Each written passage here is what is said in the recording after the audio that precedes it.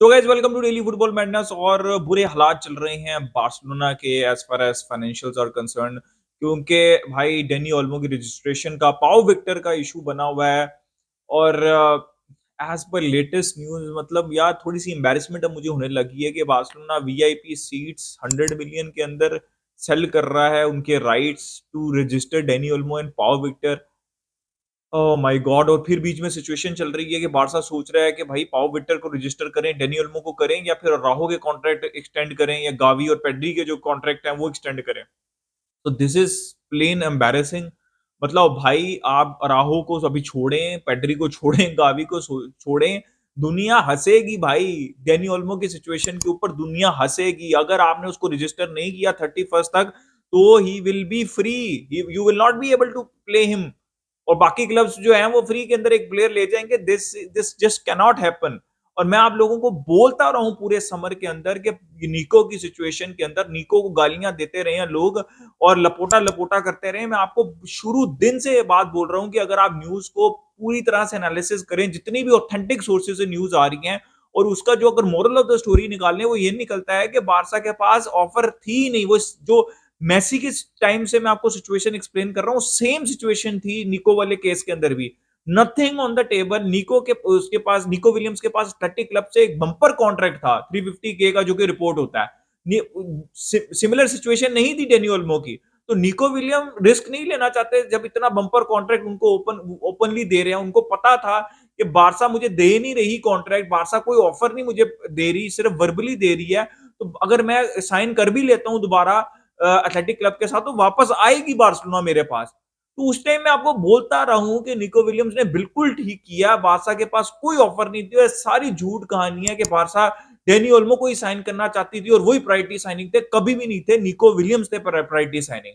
और ये भी बात आपको मैं बोलता रहा हूं, बारसा ने डेनी ओल्मो को साइन कर लिया, बारसा रजिस्टर नहीं कर सकती थी। और एग्जैक्ट मेरी लाइन याद रखें जब मैंने आपको बोला था कि आप शुक्र करें कि वो डिसेंसी दिखा गया इल्काई गुंडोगॉन, जो कि बारसा फैंस उसको ट्रोल कर रही हैं मैनचेस्टर सिटी की फॉर्म के ऊपर। वो आपको डिसेंसी दिखा दिया, वरना आप मतलब शर्म से डूब मरना था आपने। आप ये समर में ही आपने डेनी ओल्मो को रजिस्टर नहीं कर पाना था साइन करने के बाद। वो तो चला गया चुप करके, ठीक है। उसकी आपने सैलरी लीक कर दी। जब बारसा ने किसी को जलील करना होता है या फिर उसको फोर्स आउट करना होता है, उसकी सैलरी लीक हो जाती है। जब लपोटा ने गुंडोगोन को साइन किया था तब क्यों नहीं सैलरी लीक हुई थी उसकी? और जब उसको फोर्स आउट करना था वो तो शराफत से चला गया, तो सैलरी भी उसकी पता चल रही जो कि इतनी ज्यादा थी। तो मैंने एक वीडियो बनाई थी इसके ऊपर और मैंने आपको बताया था कि ठीक है भाई, बार्टेमियो ने बहुत गंदी हरकतें की हैं। जैसे फ्रैंकी डियोंग का कॉन्ट्रैक्ट है वो उसकी देना, और भी बहुत से कॉन्ट्रैक्ट थे लंगले का। लेकिन लेवेंडोस्की आपने साइन किया, गुंडोगोन आपने साइन किया। ये बहुत से प्लेयर्स जो हैं हाई वेजेस के ऊपर, जो अब कॉन्ट्रैक्ट के ऊपर है, वो आपने साइन किए हुए हैं। तो दिस इज गेटिंग एम्बेरसिंग भाई। शुक्र करो कि गुंडोगोन चला गया, वरना कैसे डेनी ओल्मो अभी भी जलालत हो सकती है अगर 31 तक। अब देखे ना यार, ये बेच दो वो बेच दो, ठीक है, चड्डी बुनियान सब बेच दो और फिर प्लेयर रजिस्टर कर लो। यार मजाक चल रहा है। मैं हमेशा से कहता रहा हूं, मुझे पता है ला लीगा के शायद रूल्स अलाउ नहीं करते। सोशियोस का क्लब में भाड़ में गए सोशियोस भाई। क्लब बेचो, क्या तरले मिनटों के ऊपर आए हुए हो। कभी गाज बिक रही है, कभी जो है वो शादियां हो रही हैं, तो कभी चड्डी बनियान बिक रही है, तो कभी सीटें बेच रहे हैं यार प्लेयर्स को रजिस्टर करने के लिए। मजाक बनाया हुआ यार फजूल का। उसके बाद हम जो है वो लपोटा लपोटा और फिर हम चावी को क्रिटिसाइज करते रहते हैं। फिर अब उसके हांसी फ्लिक के पीछे भी पड़ जाएंगे थोड़ी देर बाद ही। थोड़ी देर का टाइम है अभी, और थोड़ा और ऊपर नीचे हुआ तो हमने हांसी फ्लिक के पीछे भी पड़ जाना है। तो यार अजीब सी सिचुएशन है क्लब की, और मेरी समझ से बाहर है। आई रियली रियली होप कि डेनी ओल्मो को ये रजिस्टर कर पाए भाई, वरना इतना मजाक उड़ेगा ना, आप देखिएगा दुनिया हंसेगी हम पे। तो मैं इसीलिए इतने दिनों से वीडियो नहीं बना रहा था, बिकॉज आई वॉज गटेड यार। ये क्या मजाक चल रहा है यार। मतलब आप झूठी न्यूज फैलाते रहते हैं कि नाइकी का कॉन्ट्रैक्ट, और आपने कहा था अक्टूबर के अंदर, लपोटा ने क्या कहा था, अक्टूबर में 1:1 में आ जाएंगे, नाइकी का कॉन्ट्रैक्ट हो जाएगा। तो कोर्ट के अंदर सू भी कर लिया, वो भी केस आप हार गए। इसका मतलब है कि लालीगा बिल्कुल ठीक कह रही है, टेबास बिल्कुल ठीक कह रहा है। आपने वो काम अभी तक, आपकी वेज लिमिट जो है वो सैलरी क्या ऊपर है। मतलब आप कब तक न्यूज फैलाएंगे यार फजूल सी। हर अभी भी भाई आपको सीटें सेल करनी पड़ रही हैं यार। मतलब उनके राइट सेल करने पड़ रही हैं 1:1 में आने के लिए यार। अब तो बस कर दो। कितने साल हो गए यार, 3 साल हो गए लपोटा को आए हुए, अगले इलेक्शन आने वाले हैं। फिर वो फ्रैंकी डियोंग की सिचुएशन 2-3 साल से उसको भी सिचुएशन इतनी गंदी की हुई है। अब क्या कह रहे हैं कि बारसा उनको अगले सीजन जो है वो खिलाएगी नहीं। अगर वो कॉन्ट्रैक्ट से बिल्कुल भाई ऐसा ही करना चाहिए। लेकिन क्या बारसा फाइनेंशियली इस पोजीशन में है कि फ्रैंकी डियोंग को जो आपने जलील पिछले 3 साल से किया है मीडिया रिपोर्टिंग थ्रू, ठीक है? शायद वो चला ही जाता, इज्जत से ही चला जाता। गुंडोगन ने देखा होगा शायद मेरे साथ भी यही करते रहूंगे, मैं इज्जत से चला जाता हूँ। अब आपने वो सारा सिचुएशन सारी जो है वो खराब कर दी है फ्रैंकी डियोंग के साथ भी। अब होना तो ये चाहिए कि वो कॉन्ट्रैक्ट एक्सटेंड करें या फिर जाएं, ठीक है? ये लेकिन ये उनके ऊपर है। आपने क्या किया अभी तक इस आप ये कह रहे हैं कि भाई वो मीडिया के थ्रू आप टारगेट कर रहे हैं कि हम आपको खिलाएंगे नहीं, ठीक है? अगर वो कहे कि हाँ ठीक है मुझे ना खिलाओ मैं बैठ के चला जाऊंगा फ्री के अंदर, तो आप क्या फाइनेंशियली ये चीज बर्दाश्त कर पाएंगे जितनी उनकी वेजेस हैं? नहीं कर पाएंगे। आप रियल मैड्रिड थोड़ी है जिन्होंने गैरेथ बेल को बेंच के ऊपर बैठा के फिर भी चैंपियंस लीग जीत ली थी। ऐसे थोड़ी होता है भाई।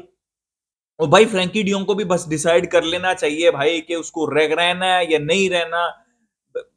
आई हैव नो ट्रस्ट। मैं सीधी सी बात कह रहा हूं कि मुझे इस केस में भी बोर्ड के ऊपर कोई ट्रस्ट नहीं है। वो भी किसी ना किसी तरीके से फ्रैंकी डियोंग की डेफर्ड वेजेस खाने के चक्करों में होंगे। सैलरी तो बात की बात है, कॉन्ट्रैक्ट नया कॉन्ट्रैक्ट की कभी डिटेल सामने आ जाएंगी ना, तो मुझे ऐसा लगता है यही होगा कि भाई ये भी कर लो ये भी कर लो, हमारे पास कुछ नहीं है, हम नंगे भूखे हैं, आप सब कुछ माफ कर दो प्लीज, हमारे हाथ जुड़े हुए। मुझे लग रहा है यही डिटेल्स बीच में से निकलनी है और बाहर हम ऐसे मुक्के दिखा रहे होते हैं। अराओ की सिचुएशन भी अब देखिए ना कॉम्प्लिकेटेड होगी। अब किस मुंह से उसको कॉन्ट्रैक्ट देंगे जाके जब वो रजिस्टर ही नहीं हो पाएगा वो कॉन्ट्रैक्ट। लेकिन खैर वो समर में भी आप ऑफर कर सकते हैं, अभी वर्बली कम्युनिकेट कर सकते हैं। और अभी की न्यूज यही है कि अराओ वाला मामला जो है वो फिलहाल जो है वो ठीक चल रहा है और अराहो जो है वो रजिस्टर कह रहा हूँ कि हो ज्यादा काफी ज्यादा चांसेस हैं कि अराहो जो है वो बार्सिलोना में रुक जाएंगे।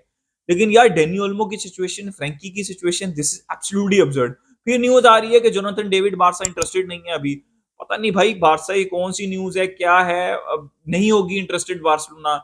मेरे लिए भी कोई बहुत बड़ी प्रायोरिटी नहीं है, लेकिन फ्री के अंदर है भाई अब, और फ्री के अंदर ही मुझे हम अर्लिंग हालैंड की बातें कर रहे हैं, पता नहीं किस किस प्लेयर की बातें कर रहे हैं नेक्स्ट समर के अंदर। मुझे तो लगता है कि नेक्स्ट समर के अंदर सेम ही सिचुएशन होनी है बार्सिलोना की।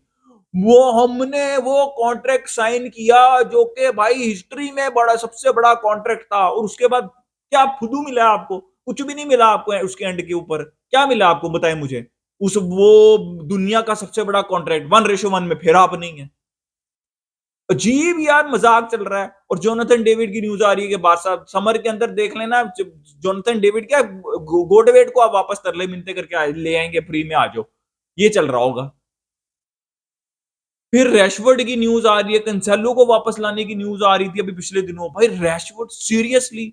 ओ भाई अपफ्रंट फीस लगेगी और सबसे पहली बात है वो तंग आए पड़े मैनचेस्टर यूनाइटेड वाले उनकी वेजेस को लेके। आपके पास यार क्या क्या न्यूज चलती है, और फिर मैं हैरान हूं बारसा फैंस उसको डिस्कस भी कर रहे होते हैं इंटरेस्ट के साथ कि यार रैशवर्ड में भी शायद लेफ्ट विंगर तो चाहिए हमें। अबे भाई बस कर दो। यंगस्टर रैशवर्ड 27-28 साल का, आज तक उसने कुछ नहीं किया। आधा सीजन था उसका सिर्फ, वो भी आरी टेन हाग के अंडर, वो बस उसके पूरे करियर के अंदर वो रखना नहीं चाह रहे और आप उसको लेके आना चाह रहे। फिर कंसेलो, वाह भाई वाह। मतलब भाई कंसेलो भूल गए हो, Cancelo is a decent play going forward, defensively is not that good. और हमें हमारे लेफ्ट के ऊपर हाई लाइन खेल रहे हैं, हमें रिकवरी पेस चाहिए, हमें डिफेंसिवली अच्छे प्लेयर चाहिए जो कि बाल्डे हैं और जो कि कुंडे हैं। आप इस हाई लाइन के अंदर कंसेलो को खिला दो रेगुलरली, मैं उसकी चड्डी ना उतरगी, मेरा नाम बदल देना आप डिफेंसिवली। कितनी दफा आपको रिकवरी पेस के अंदर बाल्डे ने और कुंडे ने बचाया है इस सीजन। तो भाई मुझे नहीं समझ लग रही है कंसेलो का क्या ऑब्सेशन है। अब जो चला जाता है उसको, अबमेयांग को अभी अभी न्यूज चलेगी तो लोग कहेंगे अबमेयांग को भी वापस ले आओ, ठीक है, लूक डियोंग को भी वापस ले आओ। यही चलता रहेगा बस हमारा, हमने आगे नहीं जाना। और ये न्यूज इसीलिए चलती है क्योंकि हम आगे जाने के काबिल ही नहीं है भाई, फाइनेंशियली हम आगे जाने के बढ़ने के काबिल ही नहीं है। मैं फिर वही बात कहूंगा, मतलब हिस्ट्री का सबसे बड़ा कॉन्ट्रैक्ट। छोड़ो यार, मतलब देखो भाई मैं तो ये एंड पे कहूंगा कि डेनी ओल्मो को रजिस्टर कर लो भाई, इतनी बेइज्जती मत कराओ यार, प्लीज प्लीज। ठीक है, अपना ओपिनियन दे कमेंट सेक्शन में, लाइक कर दिए, सब्सक्राइब कर दिए, मिलते हैं नेक्स्ट वीडियो में।